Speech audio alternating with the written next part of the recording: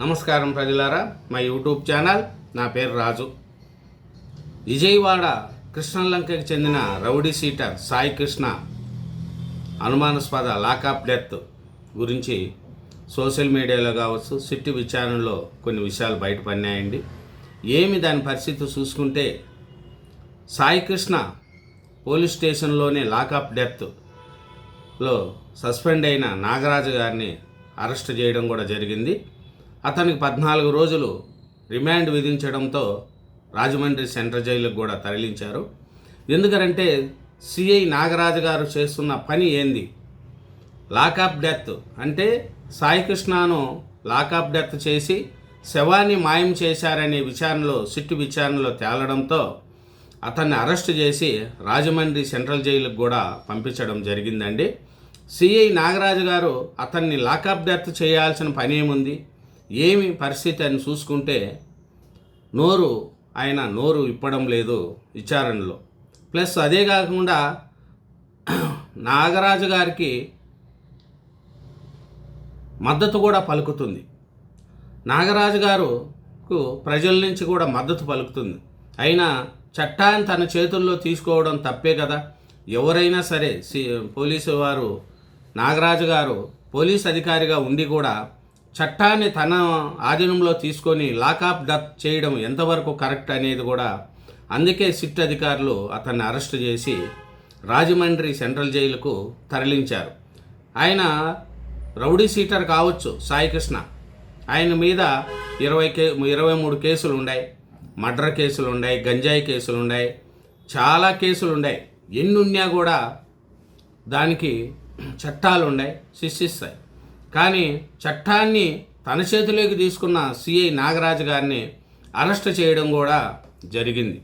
అది మంచి శుభపరిణామం. ఎందుకంటే ఒక యువకుడిని చంపే అధికారము ఎవరికీ లేదు.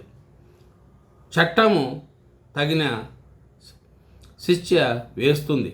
కానీ ఇట్లా దీనివల్ల ఆయన్ను సింగనగర్లోని ఆయన నివాసంలో సిఐ నాగరాజును సిట్ పోలీసులు అరెస్ట్ చేశారు.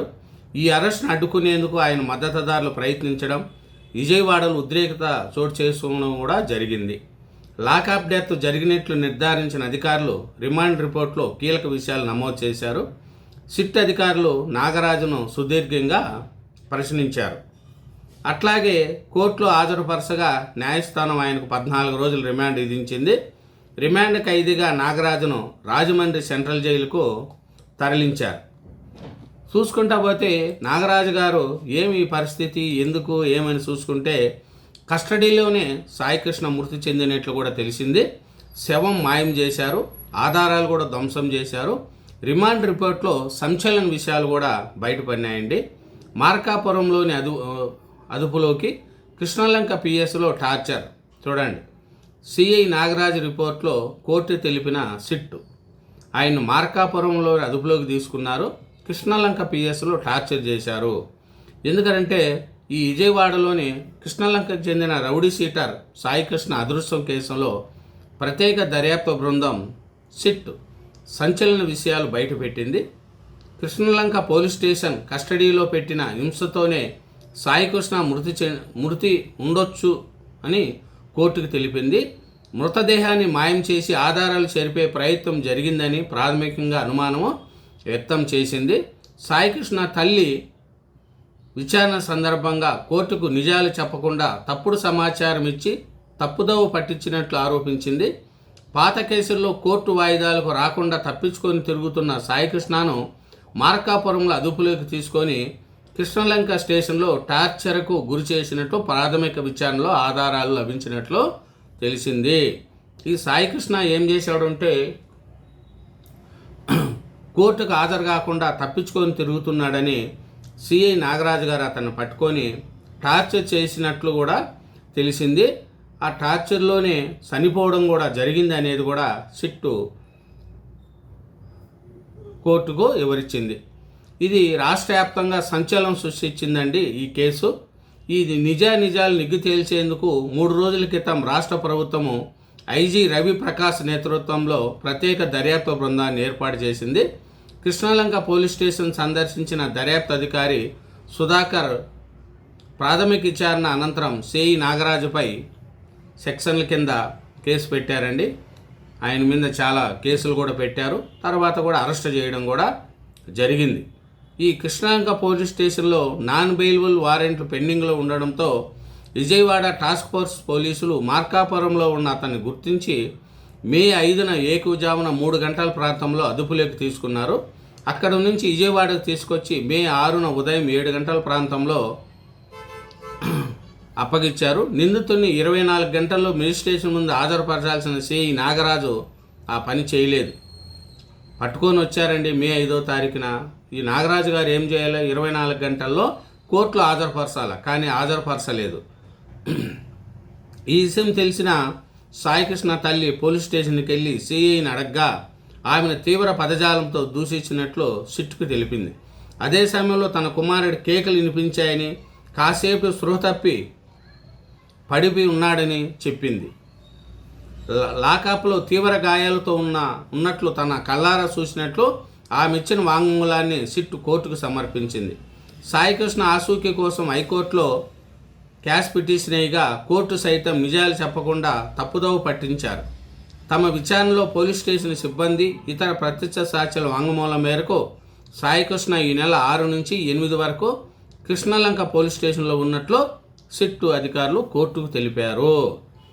చూడండి, ఈ కేసులో ఏమిటంటే కీలకంగా మారిన సీసీ ఫుటేజ్లు మే 1 నుంచి జూన్ వరకు లేకుండా తొలగించేశారు. చూడండి, సీసీ ఫుటేజీలు తొలగించేశాడు. ఈ నాగరాజు గారు అతన్ని రిమాండ్కి తీసుకోవడం, అతన్ని లాకప్ డెత్ చేసి శవాన్ని కూడా మార్చేసినట్లు కూడా తెలుస్తుంది. ఈయన సిఐ నాగరాజు గారు చేసే ఈ పని ఎవరు కూడా దీన్ని సమర్థించరు. ఎందుకంటే సాయికృష్ణ ఎలాంటోడైనా కావచ్చు, కానీ చట్టాన్ని మీ చేతిలో తీసుకోవడానికి మీకు లేవు. దానికి న్యాయస్థానాలు ఉన్నాయి. అతను చేసిన తప్పు అవుతే అతనికి శిక్ష కూడా వేస్తుంది. అలాగే ఈ సీసీ ఫుటేజీలు మాయం చేయడం అనేది కూడా తెలుస్తుంది. అందుకనే సిఐ నాగరాజును అరెస్ట్ చేసి రాజమండ్రి సెంట్రల్ జైలుకు పంపించడం కూడా జరిగింది. దీని మీద జగన్మోహన్ రెడ్డి గారు రాజకీయాలు చేయడం, కాపు కులస్తులని కులాలు కూడా ఎత్తడం వైసీపీ వాళ్ళకు ఒక అలవాటు అయిపోయింది. తప్పు చేసినవాడు ఏ కులం అయితే ఏముండండి చెప్పండి. తప్పు చేసినవారు ఏ కులమైనా ఒకటే. కాబట్టి కాపు కులస్తులను చంపేశారని ఒక కులం కార్డు చేస్తున్నారు వైసీపీకి సంబంధించిన వాళ్ళు కొంతమంది. తప్పు చేసినవాడు ఎవరైనా సరే అన్నీ కూడా తెలుస్తాయి. కానీ ఈ సీసీ ఫుటేజీలను మే 1 నుంచి జూన్ వరకు లేకుండా తొలగించారు. కాబట్టి ఈ మేజిస్ట్రేట్ ముందు హాజరుపరచకపోవడం, కుమారుడి ఒంటిపై గాయాలు చూశానన్న తన తల్లి స్టేట్మెంటు, సాయికృష్ణ ఆసూకి లభించకపోవడంతో అతని కస్టోడియల్ హింస వల్లే మృతి చెందినట్టు బలమైన అనుమానం వ్యక్తం చేసింది. చూడండి, అతన్ని తీసుకొచ్చారు, కోర్టుకు హాజరుపరచలేదు, పోలీస్ స్టేషన్లో పెట్టుకున్నారు. అతను లాకప్ డెత్ అంటే అతన్ని చాలా హింసించారు. అక్కడే చనిపోయినట్టు కూడా తెలుస్తుంది. తన తల్లి నేను చూశాను, నా కుమారుని కొడుతూ ఉన్నట్లు కేకలు వినిపించాయి అని ఆ తల్లి చెప్పిన దాన్ని కూడా తెలిసింది. ఇది ఈ సాయికృష్ణ మృతిపై నిర్ధారణకు వచ్చిన తాము శవం కోసం గాలించినా లభించలేదని, దాచిపెట్టారా, తగలబెట్టి బూడిద చేశారా, ఇంకేమైనా రహస్యం దాగుందనే కోణంతో దర్యాప్తు చేస్తున్నట్లు కోర్టుకు సిట్ అధికారులు వివరించారు. నాగరాజుకి న్యాయస్థానం వచ్చే నెల 8 వరకు రిమాండ్ విధించింది. ఆయన్ను బందోబస్తు మధ్య రాజమహేంద్రవరం కేంద్ర కారాగారానికి తరలిచ్చారు. ఇదేనండి, కస్టడీలోనే సాయికృష్ణ మృతి చెందాడంట. శవాన్ని మాయం చేశారు, కాల్చారా, పూడ్చారా అని. మళ్ళీ సీసీ ఫుటేజీలు కూడా జూన్ 1 నుంచి మే 1 నుంచి జూన్ 1 వరకు సీసీ కెమెరాలు లేకుండా కూడా చేశారంట. మళ్ళీ ప్రభుత్వము ఇమీడియట్లీ స్పందించి నాగరాజుని అరెస్ట్ చేసి సెంట్రల్ జైలుకి పంపించడం కూడా జరిగింది. Thank you very much. ఛానల్ను సబ్స్క్రైబ్ చేయండి, నా వీడియోను లైక్ చేయండి. బాయ్.